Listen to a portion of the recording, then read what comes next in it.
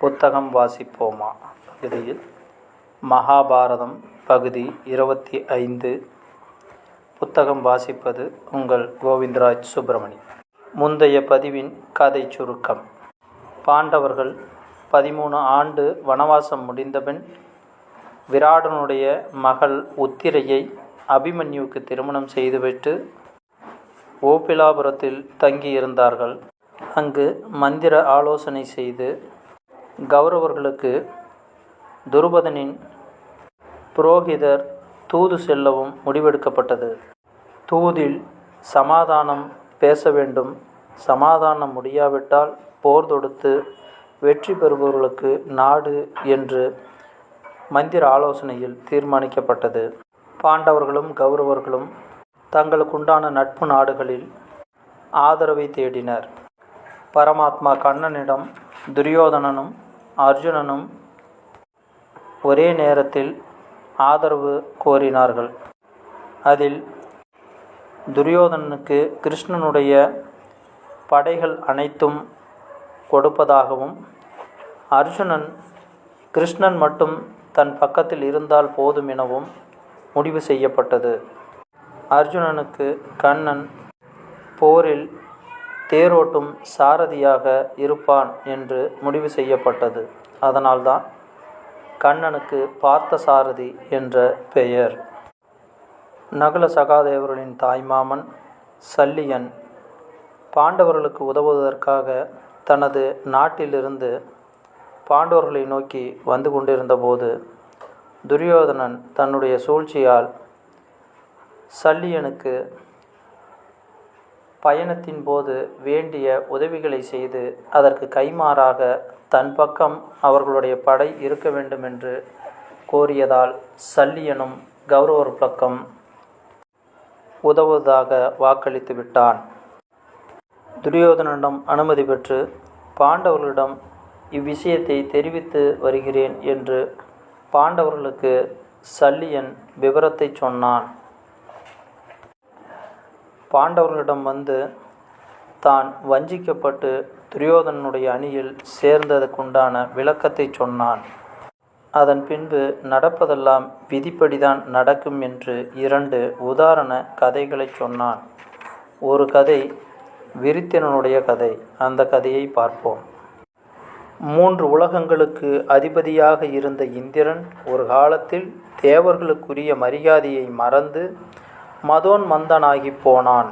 சிம்மாசனத்தில் வீற்றிருக்கும் அரசன் யாருக்காகவும் எழுந்து நிற்க வேண்டியதில்லை என்று சாஸ்திரத்தில் இருப்பதாக கேள்விப்பட்டு தேவ புரோகிதரான பிரகஸ்பதி சபைக்கு வந்தபோது எழுந்து ஆசனம் அளித்தல் முதலிய உபச்சாரங்கள் செய்யாமல் சும்மா இருந்தான். எல்லா வித்தைகளிலும் முதல் ஸ்தானம் பெற்ற மகானும் தேவாசுரர்களுடைய பூஜைக்கு யோகியமான பிரகஸ்பதி இதை கண்டு வருத்தப்பட்டார். இது செல்வத்தால் உண்டான தோஷம் என்று எண்ணி பேசாமல் சபையை விட்டு தம் இல்லத்துக்கு போய்விட்டார். தேவகுரு இல்லாமல் சபை சோபிக்கவில்லை. தான் செய்த அபச்சாரத்தை இந்திரன் உணர்ந்து கொண்டு இதனால் என்ன நேரிடுமோ என்று பயந்தான். ஆசாரியருடைய காலில் விழுந்து சமாதானத்தை கொள்ள வேண்டும் என்று தீர்மானித்தான். பிரகஸ்பதியோ இந்திரனால் காண முடியாத மாய நிலையை அடைந்து மறைந்து போனார். இந்திரன் பெரும் முயற்சி செய்தும் குருவானவர் கிடைக்காமல் போனபடியால் கவலைக்கு இரையானான். ஆசாரியனை இழந்த உடனே இந்திரனுடைய பலம் குறைய ஆரம்பித்தது. அசுரர்களுடைய பலம் அதிகரித்தது. அவர்கள் தேவர்களை தாக்க ஆரம்பித்தார்கள். தேவர்கள் பிடிக்கப்பட்டதைக் கண்டு பிரம்மா இரக்கம் கொண்டு, தேவர்களே, பிரகஸ்பதியை இழந்தீர்கள். இது இந்திரனுடைய மதி ஈனத்தால் உண்டாயிற்று. இப்பொழுது நீங்கள் துவஷ்டாவின் குமாரனும் தபஸ்வியுமான விஸ்வரூபனை வணங்கி அவனை ஆசாரியனாக ஏற்றுக்கொள்ளுங்கள். உங்கள் காரியங்கள் சரிவர நடைபெறும் என்றார். பிரம்மாவினால் இவ்வாறு சொல்லப்பட்ட தேவர்கள் சந்தோஷமடைந்து அவ்வாறே செய்தார்கள். துவஷ்டாவின் குமாரன் வயதில் மிக குறைந்தவனாயினும் மகா தபஸ்வி. தேவர்கள் அவனிடம் சென்று, சிறுவனாக இருந்தாலும் எல்லா வேதங்களையும் அறிந்தவன், எங்களுக்கு நீ புரோகிதனாக இருக்க வேண்டும் என்று வேண்டிக் கொண்டார்கள். விஸ்வரூபனும் ஒப்புக்கொண்டான். தபஸ்வியும் சுத்தனுமான அவனுடைய சிசர்ச்சியின் பயனாக தேவர்களும் இந்திரர்களும் அசுரர்களுடைய தொந்தரவுகளிலிருந்து காப்பாற்றப்பட்டார்கள். விஸ்வரூபன் துவஷ்டாவினுடைய குமாரனானாலும் அவனுடைய தாயார் தைத்திய குலத்தை சேர்ந்தவள். அந்த காரணத்தினால் விஸ்வரூபனை பற்றி இந்திரன் சந்தேகம் கொண்டான். அவனுடைய தாய் நம்முடைய விரோதிகள் குலத்தைச் சேர்ந்தவள் ஆகையால் அவன் அசுரர்களிடம் பட்சாபாதம் கொண்டவனாகவே இருப்பான் என்று எண்ணினான். இந்த சந்தேகம் வர வர அதிகரித்தது. விஸ்வரூபனை முடித்துவிட வேண்டியதாக இந்திரன் தீர்மானித்து விட்டான். விஸ்வரூபனால் தனக்கு அபாயம் வரும் என்று எண்ணி இந்திரன் விஸ்வரூபனை ஏமாற்றி அவன் தவத்தை கெடுப்பதற்காக அப்சரஸ்திகளை ஏவினான். அவர்கள் இந்திரன் உத்தரவுபடி பலவித சிருங்கார சேஷ்டைகள் செய்தும் நர்த்தனம் செய்தும் ஏமாற்ற பார்த்தார்கள். விஸ்வரூபன் இதற்கெல்லாம் இணங்காமல் தன் பிரம்மச்சரியத்தில் உறுதியாக இருந்தான். அதன் மேல் இந்திரன் இந்த வழியில் வெற்றி பெற முடியாது என்று தீர்மானித்து கொண்டு பெரும் பாவ எண்ணத்தில் இறங்கினான். வஜ்ராயுதத்தை பிரயோகித்து விஸ்வரூபனை கொன்றே விட்டான். இவ்வாறு தீராத பாபத்தை அடைந்த இந்திரன் அதற்காக பிராயச்சித்தம் செய்து தன் பாபத்தை உலகத்துக்கு பங்கு செய்து கொடுத்தான் என்று சொல்லப்படுகிறது. இதனாலேயே பூமியில் சில பாகம் ஒவ்வொரு நிலமாயிற்று என்றும் ஆடவர்களுக்கு இல்லாத சில கஷ்டங்கள் ஸ்திரீகளுக்கு வந்து சேர்ந்தனவென்றும் ஜலத்திற்கு நுரையும் கொப்பளமும் தோஷமாக ஏற்பட்டன என்றும் புராணம் கூறுகிறது. தன் மகன் அக்கிரமமாக கொல்லப்பட்டதனால் துவஷ்டாவுக்கு இந்திரன் மேல் பெரும் கோபம் உண்டாகி பகையை தீர்த்து கொள்வதற்காக வேள்வித்தீ வளர்த்து ஹோமம் செய்தான். அதிலிருந்து இந்திரனுக்கு சத்ருவான விருத்திராசுரன் கிளம்பினான். அக்னியிலிருந்து உற்பவமான அசுரனை பார்த்து, துவஷ்டா, ஓ இந்திர சத்ருவே, விருத்தி அடைவாயாக, இந்திரனை கொள்வாயாக என்று சொல்லி தேவராஜனை எதிர்க்க ஏவினான். விருத்திரனுக்கும் இந்திரனுக்கும் பலத்த யுத்தம் நடந்தது. விருத்திரனுடைய சக்தியே மேலோங்கிற்று. இந்திரன் தோல்வியடைந்தான் என்று பயந்து ரிஷிகளும் புலவர்களும் மகாவிஷ்ணுவிடம் போய் தஞ்சமடைந்தார்கள். அப்போது திருமால் அவர்களுக்கு அபயம் சொன்னார். பயப்படாதீர்கள், இந்திரனுடைய வஜ்ராயுதத்தில் நான் பிரவேசிப்பேன், தேவராஜன் முடிவில் வெற்றியடைவான் என்றார். தேவர்களும் ரிஷிகளும் தைரியமடைந்து திரும்பினார்கள். பிறகு ரிஷிகள் விருத்திரனுடன் சென்று இந்திரனிடம் சிநேகமாக இருக்க வேண்டும், இருவரும் சமமாக இருக்கிறீர்கள், இந்த யுத்தம் உலகத்தை மிகவும் பீடிக்கிறது என்றார்கள். விருத்திரன் ரிஷிகளை வணங்கி, குற்றமற்றவர்களே, மன்னிக்க வேண்டும், இந்திரனும் நானும் எவ்வாறு ஒன்றாக முடியும், இரண்டு சம தேஜசுகளும் எவ்வாறு நட்பு ஏற்பட முடியும் என்றான். அப்படி சந்தேகப்பட வேண்டாம், நல்லோர்களுடைய சேர்க்கை உறுதியாக இருக்கும் என்று ரிஷிகள் சொன்னார்கள். விருத்திரன் இணங்கினான். சரி, யுத்தத்தை நிறுத்துகிறேன், ஆனால் எனக்கு இந்திரனிடம் நம்பிக்கை இல்லை, நீங்கள் எனக்கு வரம் தர வேண்டும். உலர்ந்த ஆயுதத்திலாவது ஈரமான ஆயுதத்திலாவதோ கல்லிலாவது மரத்திலாவது உலோகத்திலாவது அஸ்திரத்திலாவது நான் இந்திரனால் கொல்லப்படாதவனாக இருக்க வேண்டும். பகலிலாவது இரவிலாவது எனக்கு இந்திரனால் மரணம் உண்டாகாமல் ஆசீர்வதிக்க வேண்டும். அப்படியே என்றார்கள் தேவரிஷிகள். விருத்திரன் பயந்தது சரியே. இந்திரன் விருத்திரனிடம் உண்மையாக ஒப்புக்கொள்ளவில்லை. அவனை கொல்ல சமயம் பார்த்த வண்ணமாகவே இருந்தான். ஒரு நாள் சாயங்காலம் கடற்கரையில் விருத்திரனை சந்தித்தான். அது அசுரனை வஞ்சித்து கொள்ளும் சமயம். இரவும் பகலும் இல்லை, இரவும் இல்லை என்று யுத்தம் துவங்கினான். பெரும் போர் நடந்தது. விருத்திரன், ஹே அதமனே, வீண் போகாத வஜ்ராயுதத்தை ஏன் பிரயோகிக்காமல் இருக்கிறாய்? ஹரியின் தேஜஸினால் பிரவேசிக்கப்பட்டிருக்கும் உன்னுடைய வஜ்ராயுதத்தை என் மேல் செலுத்து, நான் நற்கதி அடைவேன் என்று திருமாலை ஸ்தோத்திரம் செய்தான். இந்திரன் விருத்திரனுடைய வலது கையை வெட்டினான். விருத்திரன் அதற்கு சலியாமல் தன் இடது கையால் இரும்பு உலக்கையை வீசி இந்திரனை தாக்கினான். இடது கையையும் இந்திரன் வெட்டினான். இரண்டு கைகளும் இழந்த விருத்திரன் வாயை திறந்து இந்திரனை விழுங்கி விட்டான். ஐயோ என்றார்கள் தேவர்கள். ஆனால் இந்திரன் சாகவில்லை. விருத்திராசுரனுடைய வயிற்றை கிழித்து கொண்டு வெளியே வந்து பக்கத்தில் இருந்த கடல் கரை நுரையில் வஜ்ராயுதத்தை பிரவேசிக்க செய்து அந்த நுரையை விருத்திரன் மேல் பிரயோகித்தான். அப்போது மகாவிஷ்ணு அந்த நுரையில் புகுந்தார். விருத்திரன் மாண்டான். இடைவிடாத யுத்தத்தால் மிகவும் பீடிக்கப்பட்ட உலகம் உடனே சந்தோஷம் அடைந்தது. ஆனால் இந்திரன் பிரம்மஹத்தி தோஷத்தினாலும் சத்தியம் தவறுதலினாலும் அவமானமடைந்து ஒளி இழந்து வெட்கத்தில் மூழ்கி ஒருவருடைய கண்ணுக்கும் காணப்படாமல் மறைந்து போனான். அரசன் இல்லாமல் மக்கள் வாழ முடியாது. அரசன் என்றால் அரசு செலுத்தும் தனி மனிதனோ குலமோ சபையோ ஏதேனும் ஒன்று இருக்க வேண்டும். இந்த நியதிப்படி இந்திரன் மறைந்ததும் தேவர்களும் ரிஷிகளும் மிகவும் வருத்தப்பட்டனர்கள். பிறகு பராக்கிரமும் புகழும் சீலமும் பொருந்திய நகுஷ ராஜனிடம் ரிஷிகளும் தேவர்களும் சென்று தேவராஜ்ய பட்டாபிஷேகம் பெற்று நீ எங்களுக்கு இந்திரனாக இருக்க வேண்டும் என்று வேண்டிக் கொண்டார்கள். நான் அசக்தன், உங்களை என்னால் எவ்வாறு காப்பாற்ற முடியும்? இந்திரன் எங்கே, நான் எங்கே என்று நகுஷன் அவனுக்கு இயற்கையான அடக்கத்துடன் மறுத்தான். எங்களுடைய தவத்தின் பயனையெல்லாம் நீ அடைவாய். தயங்காமல் அபிஷேகம் செய்து கொள். உன் கண்களுக்கு பட்ட எவனுடைய தேஜஸும் உன்னை அடையும். இதனால் நீ பலவானாவாய். ஸ்வர்க்கத்தில் தேவராஜனாக இருக்க கடவாய் என்று வற்புறுத்தி சம்மதிக்கச் செய்தார்கள். தேவர்கள் இந்திரனை நீக்கிவிட்டு நகுசனை தேவராஜனாக செய்தார்கள். பிறகு நகுசன் எவ்வாறு நாசமடைந்தான் என்கிற கதையை படிக்க வேண்டிய கதைதான். அடுத்த கதை நகுஷன். பிரம்மஹத்தி தோஷத்தால் பீடிக்கப்பட்டு பதவியை விட்டு நீங்கின இந்திரன் எங்கேயோ போய் ஒளிந்து கொண்டான். தேவராஜ பதவியில் நகுஷன் அமர்ந்தான்.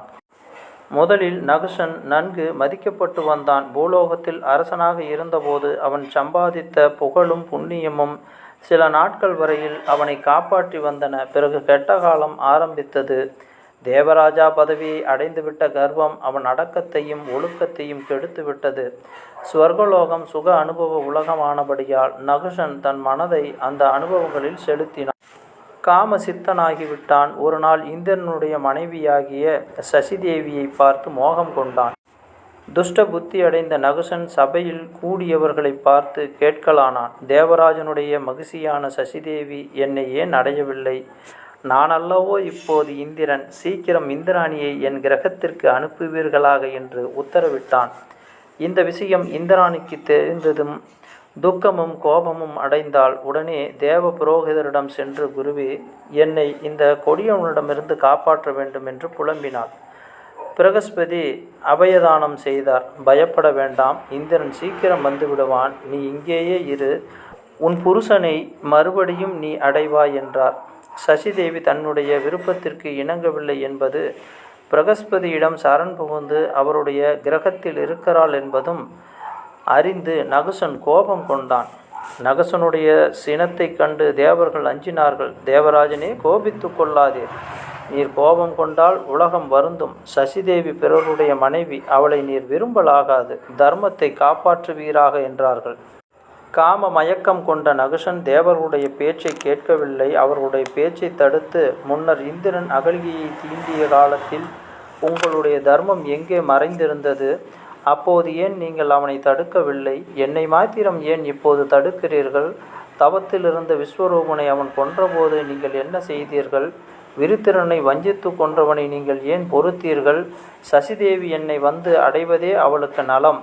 அவளை சமாதானப்படுத்தி என்னிடம் ஒப்புவிப்பதே உங்களுக்கு சேமம் என்று கட்டளையிட்டான். தேவர்கள் நகுஷனுடைய கோபத்துக்கு பயந்து பிரகஸ்பதியிடம் சமாதானம் சொல்லி இந்திராணியை எப்படியாவது நகுஷனிடம் சேர்த்து விடுவது என்று நிச்சயித்தார்கள். எல்லோரும் சேர்ந்து அவளிடம் போனார்கள். போய் நகுஷனுடைய பிரதாபத்தை சொல்லி இந்திராணியை தேவராஜனுடைய விருப்பத்திற்கு இசைய வேண்டும் என்று வற்புறுத்தினார்கள். பதிவிரதையான சசிதேவி நடுங்கினாள். ஐயோ, என்னால் முடியாது. உம்மை சரணமடைகிறேன். பிராமணரே, என்னை காப்பாற்றும் என்று பிரகஸ்பதியிடம் அலறினாள்.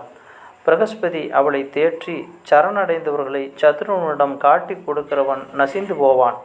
பூமியில் அவள் நட்ட விதையும் கூட முளைக்காமல் நசிந்து போகும். உன்னை நான் கைவிட மாட்டேன். நகுஷனுக்கு விநாச காலம் நெருங்கிவிட்டது. நீ பயப்படாதே.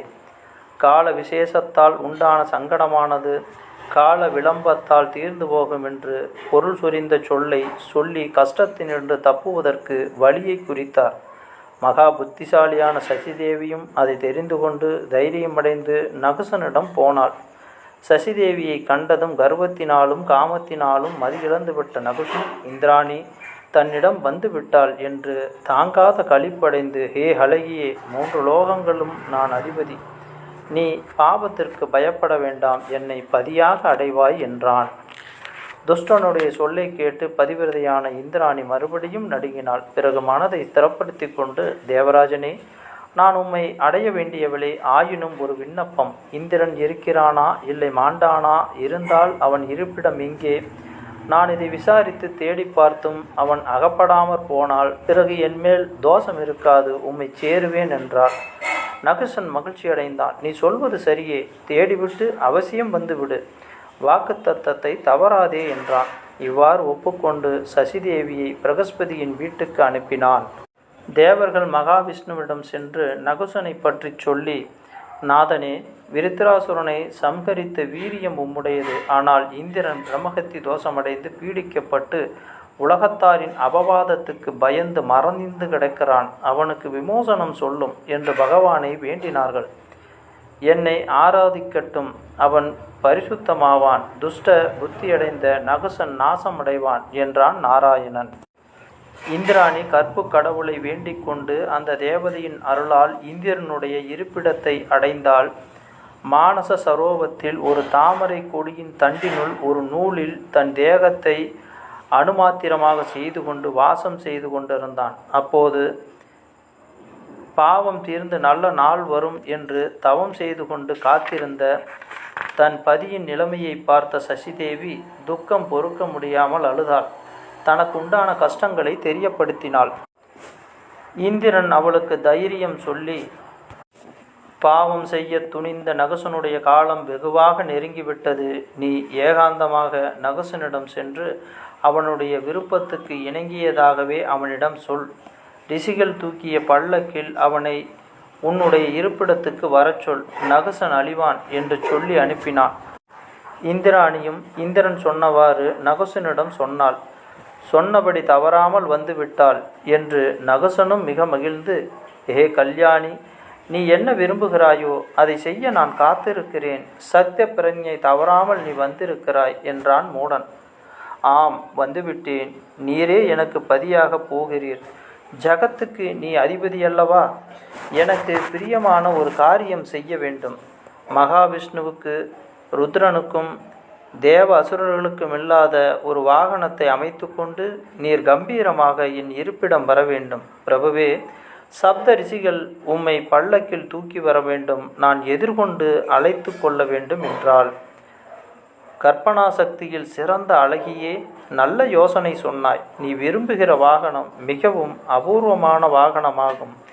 எனக்கு ரொம்ப பிடித்திருக்கிறது. யாரை பார்க்கிறோனோ அவருடைய தேஜஸ் என்னை வந்து சேரும் என்கிற வரத்தை அடைந்திருக்கும் என்னை மகரிஷிகள் தூக்கிச் செல்வது நன்றாக பொருந்தும். நீ சொன்னவாறே செய்கிறேன் என்று சொல்லி அவளை அனுப்பிவிட்டு மதோன்மந்தனான நகுஷன் ரிஷிகளை அழைத்து தன் பல்லக்கை சுமக்கச் சொன்னான். இந்த பாவச் செயலை கண்டு 3 உலகங்களும் பயந்து நடுங்கின. பல்லக்கில் ஏறி செல்ல செல்ல பாவத்தின் வேகம் அதிகரித்தது. சசிதேவியின் அழகிய தோற்றத்தை மனதில் நினைத்து கொண்டு அவளை சீக்கிரம் அடைய வேண்டும் என்று நகுசன் ஆத்திரப்பட்டான். பல்லக்கை தூக்கிய முனிவர்களை வேகமாக நடக்கும்படி அடிக்கடி சொன்னான். தூக்கி சென்ற ரிஷிகளில் ஒருவரான அகஸ்தியரை காலால் உதைத்து சர்ப்ப சர்ப்ப என்றால் நட நட என்று பொருள்படும்படியான தேக குறிப்பு. அகஸ்தியரை உதைத்தும் நகுசனுடைய பாபபாரம் பூர்ணமாயிற்று. அதமனே, நீ ஸ்வர்க்கத்திலிருந்து வீழ்வாய்.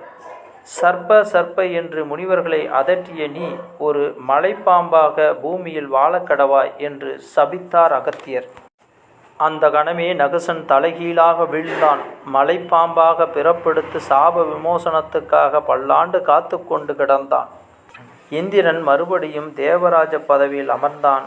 சசிதேவியும் ஆறுதல் அடைந்தாள். இவ்வாறு இந்திரனும் இந்திராணியும் பட்ட கஷ்டங்களை யுதிஷ்டனுக்கும் திரௌபதிக்கும் மாமனான சல்லியன் ஓப்புலாவிய நகரத்தில் சொல்லி அவர்களுடைய துயரத்தை ஆற்றினான். பொறுத்தவருக்கு வெற்றி உண்டு. செல்வ பெருக்கினால் மதம் கொண்டவர்கள் நாசமடைவார்கள். இந்திரனும் அவனுடைய பத்தினியும் துக்கம் அடைந்தது போல நீயும் திரௌபதியும் உன் சகோதரர்களும் சொல்ல ஒண்ணாத கஷ்டங்களை அடைந்தீர். அவையெல்லாம் தீர்ந்து ராஜ்யத்தை சீக்கிரம் அடைவாய். துஷ்ட புத்தியுள்ள கர்ணனும் துரியோதனனும் நகுசனை போல் நாசமடைவார்கள் என்றான் சல்லியன். அடுத்த தலைப்பு சஞ்சயன் தூது. அடுத்த பதிவில் காண்போம். நான் உங்கள் கோவிந்தராஜ் சுப்பிரமணி. நன்றி, வணக்கம்.